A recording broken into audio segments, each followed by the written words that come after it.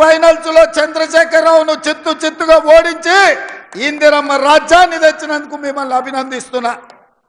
మరి ఇవాళ మిమ్మల్ని అడుగుతున్న మిత్రులారా, సెమీఫైనల్స్ లో చంద్రశేఖరరావును చిత్తుగా ఓడించిన మీరు ఇవాళ ఫైనల్స్ కు వచ్చినాం.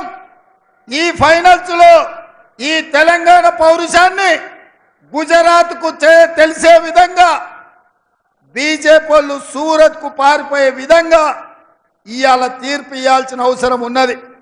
ఈ ఫైనల్స్ లో బీజేపీ నరేంద్ర మోడీని ఓడించాల్సిన బాధ్యత ప్రతి ఒక్క కాంగ్రెస్ పార్టీ కార్యకర్త మీద, 4 కోట్ల తెలంగాణ ప్రజల మీద ఉన్నది.